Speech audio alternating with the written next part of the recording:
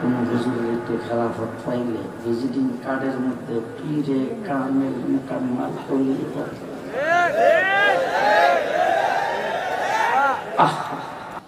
আপনারা তো এখন আমার সামনে বসছেন, আমার আগে হযরত মাওলানা মুফতি মনিরের সামনে বসেছিলেন, এর আগে আরো উলামায়ে কেরাম আপনাদের সামনে কথা বলেছেন। কোরআন এবং হাদিসের আলোচনা আপনারা শুনতেছিলেন, আল্লাহ আল্লাহ রাসূলের কথা শুনতেছিলেন। আল্লাহ পাক স্বয়ং নিজে ফেরেশতাদের মজলিসে আপনাদের আলোচনা করতেছেন। এই জন্য যারা এখানে আসতে পেরেছেন আপনারা বড় ভাগ্যবান। আমাদেরকে আল্লাহ তাবারক ওয়া তাআলা এক নম্বর হইল, আল্লাহ যদি ইচ্ছা করতো তাহলে আমাদেরকে কি গরু ছাগল বানাইতে পারত? মাছ মনে হয় বানাইতে পারত না। পোকামাকড়, সাপ বিচ্ছু, হাঁস মুরগি বানাইতে পারত না। আল্লাহ তাবারক ওয়া তাআলা আমাদেরকে ৮০,০০০ মাখলুকাতের ভিতরে জন্তু জানোয়ার না বানায়া মানুষ বানাইছে। দাম মানুষের বেশি না কম? কত বেশি? আরে ফেরেশতা জিবরাইলের চাইতেও মানুষের দাম বেশি। কোরআনে কারিমে আল্লাহ পাক বলেছেন, ওয়ালাকাদ কাররামনা বনি আদম, বনি আদমকে আমি সবচাইতে বেশি সম্মানিত করে তৈরি করেছি। সবচাইতে বেশি সম্মানিত, যাবতীয় সবকিছু তৈরি করেছেন আল্লাহ। আপনাদের এই বিল্ডিং, প্রত্যেকটা বিল্ডিং তৈরি করতে কিন্তু খন্ড খন্ড মিস্ত্রি লাগছে। হ্যাঁ, রড মিস্ত্রি কিন্তু রাজমিস্ত্রির কাজ করতে পারে।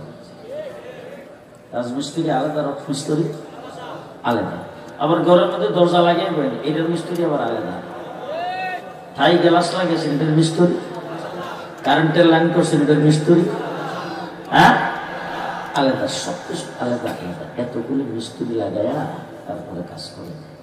এত বড় আসমানটা যে আল্লাহ বানাইল, এদের মিস্ত্রি মনে হয় শ্রীপুর থেকে নিয়েছিল। যে কোথেকে আনছে? মহিষের। হ্যাঁ, আপনি যদি সামান্য একটা পুষ্কুরি কাটতে চান তাইলে কতদিন লাগে? এখন তো আগে তো লেবার দিয়ে কাটতো, এখন বড় রেজার। এত বড় মেঘনা নদী রেখে কাটাইছে। আমাদের কিশোরগঞ্জের একজন বুজুর্গ ছিলেন, হযরত মাওলানা আব্দুর রহমান জামি সাহেব। উনি ওয়াজ করতেন আর বলতেন যে মেঘনা নদীরা তোর বাপে কাটাইছে।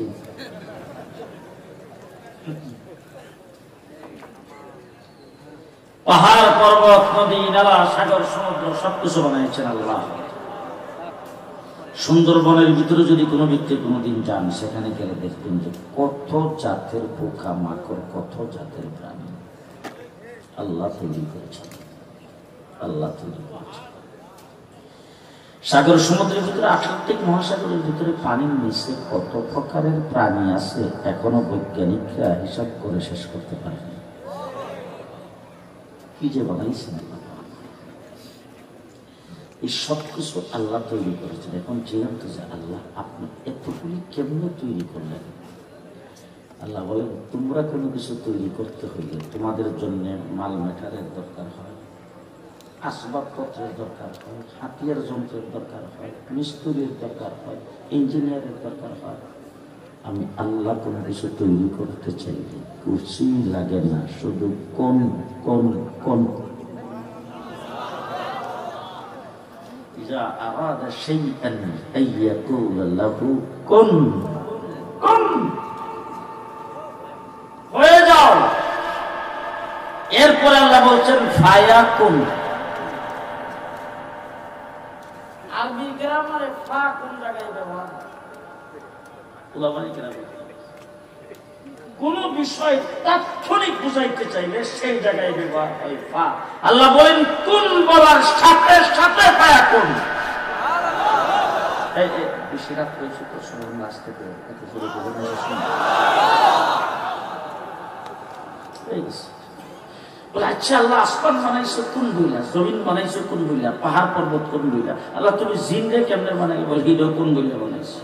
বলে ফিরিস্তা বানাইছে কেমনে? ওইটাও কোন বলে বানাইছি? জান্নাতের হুর গিলমান কেমনে বানাইলা? বলে ওইটাও তো কোন বলে বানাইছি? তাহলে দরিয়ার মাছ কেমনে বানাইছি? বলে কোন বলে বানাইছি? চন্দ্র সূর্য কেমনে বানাইলা? কোন বলে বানাইছি? তাহলে দরিয়ার সবকিছু কোন বলে বানাইছে? তা আমরা না আশরাফুল মাখলুকাত, আমাদের কেমনে বানাইলা?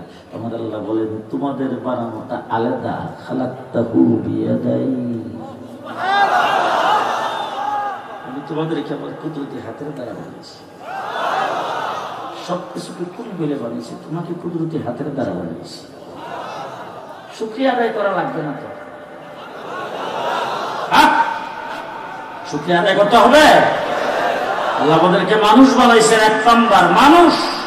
2 নাম্বার ভারতে মানুষ জন্ম দিয়েছেন, আমাদের পার্শ্ববর্তী রাষ্ট্র বর্মায় মানুষ জন্ম দিয়েছেন, ইউরোপ আমেরিকা যাই সেখানে মানুষ জন্ম দিয়েছেন। ওই সমস্ত মানুষদেরকে খ্রিস্টানের ঘরে, বুদ্ধিস্টের ঘরে, হিন্দুদের ঘরে জন্ম দিয়েছেন। আল্লাহ পাক আমাদেরকে মুসলমানের ঘরে জন্ম দিয়েছেন। আল্লাহ ইচ্ছা করলে কি হিন্দুর ঘরে জন্ম দিতে পারত? আল্লাহ ইচ্ছা করলে কি বুদ্ধিস্টের ঘরে জন্ম দিতে পারত? আল্লাহ পাক বুদ্ধিস্টের ঘরে জন্ম দিতে পারত। তাদের ঘরেও মানুষ জন্ম হয়, তারাও কিন্তু স্বামী স্ত্রীর মিলন হয়, সেখান থেকে মানুষ পয়দা হয়। আল্লাহ তাবারক ওয়া তাআলা বর্তমান যুগ তাদের ঘরে সন্তানের সৃষ্টি করতেছেন। কিন্তু আল্লাহ পাক আমাদেরকে বাংলাদেশের 94% মুসলমানের দেশে মুসলমানের ঘরে জন্ম দিয়েছেন।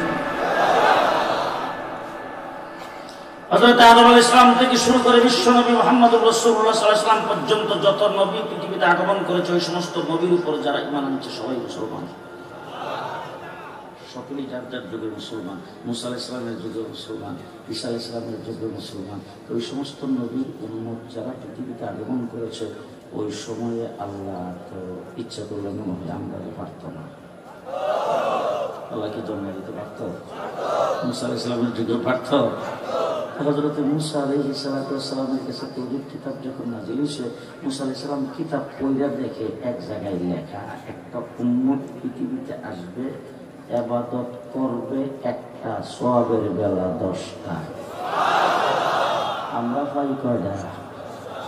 ফালাহু আশরু আমসালি, করবো একটা, সওয়াব পাবো, নামাজ পড়বো 5 ওয়াক্ত, সওয়াবের বেলা 50 ওয়াক্ত।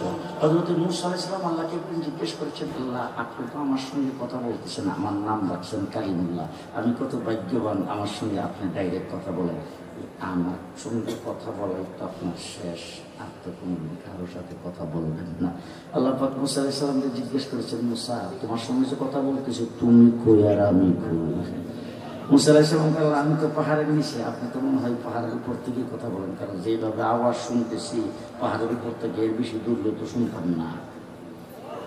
আল্লাহ রাব্বুল আলামিন ডাক দিল, মুসা এত কাছে না, 7 আসমান পাড়ি দিয়ে সিদরাতুল মুনতাহা পার হয়ে আমার আরশের 70,000 পর্দার ভিতর থেকে তোমার সাথে কথা বলে, আর তুমি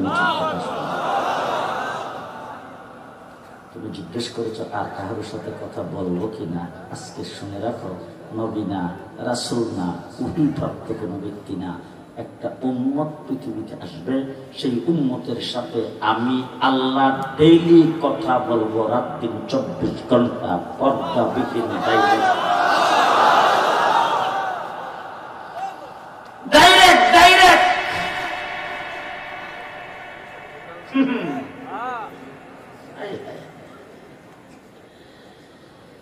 বাংলাদেশের একজন বুজুর্গ, নামটা পরে করব,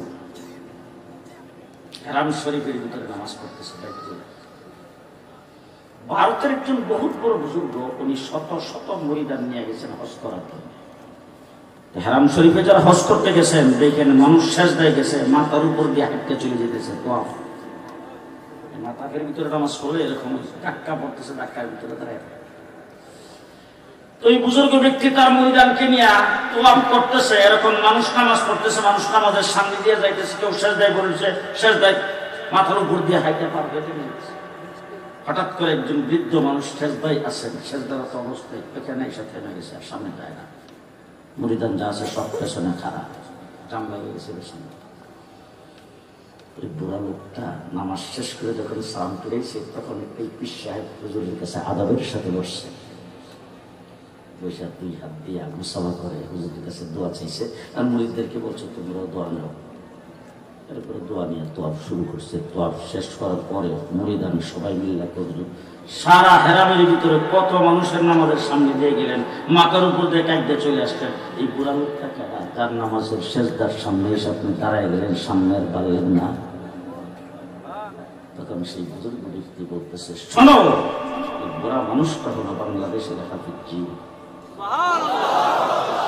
আমি যখন এই জায়গায় আসলাম, তিনি যখন সেজদায়, তখন আমার কাছে মনে হয়েছে এই হাফিজি হেরাম শরীফে সেজদা করে না, আল্লাহ সেজদা করে।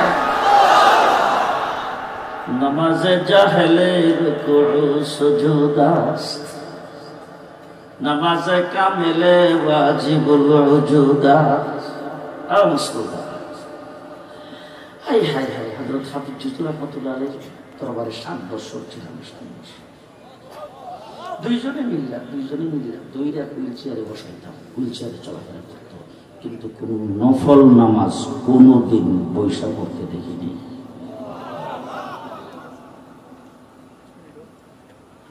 আল্লাহর সাথে বন্ধু যখন আল্লাহু আকবার বলে নামাজে দাঁড়ায় যায়, আল্লাহ বলেন, বান্দা তোর মধ্যে আমার মধ্যে কোনো পর্দা নাই, তাই না? একজন বুজুর্গ, দুইজন লোক রাস্তা দিয়ে হাঁটতে হাঁটতে হাঁটতে তাফরিক করতেছেন। বিকালবেলা আসরের নামাজের টাইম প্রায় চলে যাচ্ছে। মসজিদের কাছে যে দাঁড়াইছে, আরেকজন ব্যক্তি যদি পাই, 2 জন মুক্তাদি, একজন ইমাম, তাহলে নামাজের জামাতটা মোকাম্মল হবে। দাঁড়ায় তালাশ করতেছে আরেকজন লোক পাই কিনা। হঠাৎ করে দেখে জঙ্গলের ভিতর থেকে একজন মানুষ বের হইতেছে, দেখতে শুনতে একবারে সেরা বেড়া বুঝছেন না, একদম সেরা বেড়া, একটা লাঠির বোঝা মাথায়। কাছে আসার পরে 2 জন ডাক্তার জিজ্ঞেস করে, বাবা আসরের নামাজ পড়ছেন? বলে না। নামাজ পড়বেন? বলে আমিও তো মনে মনে 2 জন লোক তালাশ করতেছি, নামাজটা জামাতে পড়বো। ঠিক আছে, আসেন দেখি। কাছে যখন আসছে, 2 জন মিলে গেছে মাথার থেকে বোঝাটা নামাইতে। নামাইবার সময় ডাক দিয়ে, উজু করবেন না? মুসলমান আবার উজু ছাড়া থাকে। দেখতে শুনতে সেরা বেড়া, যখন কিছু মুসলমান আবার উজু ছাড়া থাকে, তখন 2 জন মানুষের মনে মনে ভাবে, বাবা দেখতে সেরা বেড়া বলে কি ভিতরে দিয়ে মাল আছে। মসজিদের ভিতরে যখন নামাজ পড়তে গেছে, তখন 2 জন মিলে ধাক্কা দিয়ে বন্ধুর জায়গায় খাড়া করছে। বাবা আমি নমতে যাই না, 24 ঘন্টা উজু খাওয়াতে পারি না, নামাজ আজকে আপনি করে দিন।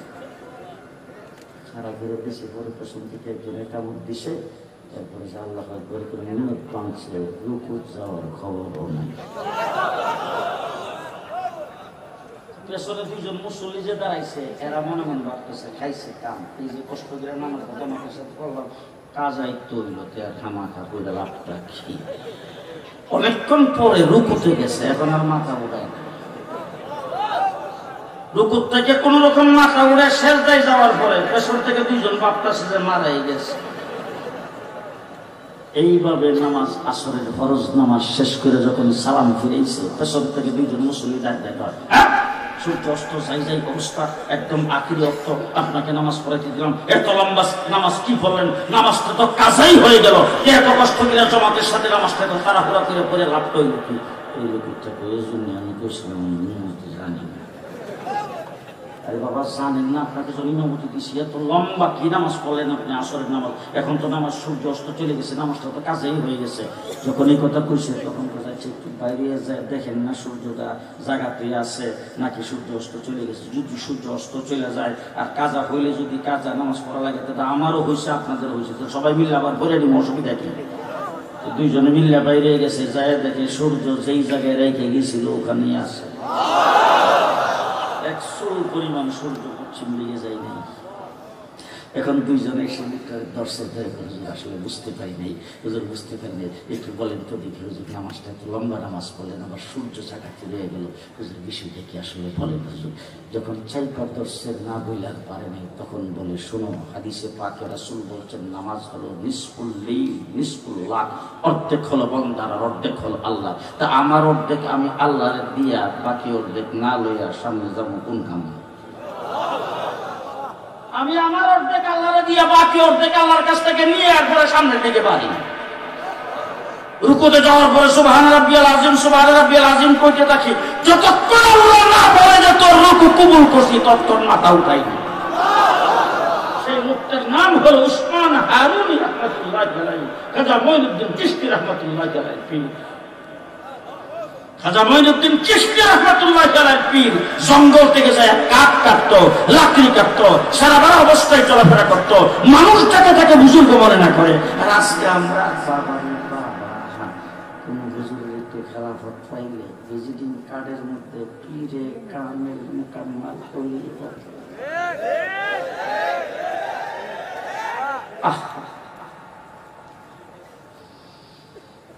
মুসলমান, মুসলমান আল্লাহর সঙ্গে লাগে, আল্লাহর সঙ্গে 1 নম্বর শর্ত নামাজ সহি শুদ্ধ।